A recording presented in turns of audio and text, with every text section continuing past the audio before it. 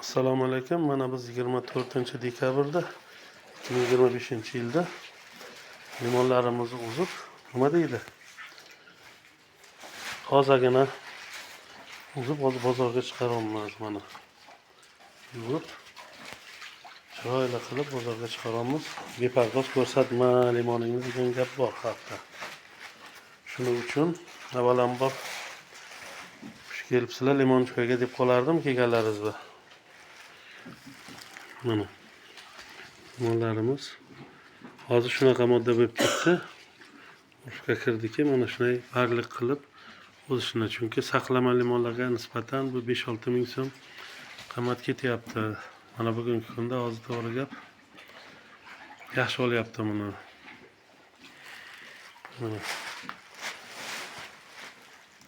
Mana bu saqlama limonlarimiz. Shu bugunning o'zida uzr saqlama deyman. Bu toza svежий limonlarimiz. Bugunning o'zida mana shu limonlarimiz sotuvga sotiladi. Mana bu limonlarimiz esa nima deydi? Qadoqlanishi bo'lib hisoblanadi. Mana 20 kilo ichini qilib turib, mana shunday hajmda qilamiz. Limonlarimiz mana bargi bilan qadoqlanadigan bo'lib qoldi hozirki. Talab shunga borib qoldi. Endi shunaqa klientlarimiz bor. Mana bargi bilan o'shyapti. Chunki bu ham bir bozori talabi. Endi bundan keyin dehqonning talabi emas, agar iloji bo'lsa, bozori talabi bilan ishlashga to'g'ri keladi.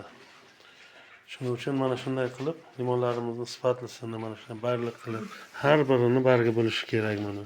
Yoki novdasi bo'lishi kerak. Buni shu bozorlarimizda ana bu savat qiladiganlar oladi-da buni. Mana shu bargi bilan savatga qo'yib sotishadi. Marhamat. Limon choy ishga kelinglar.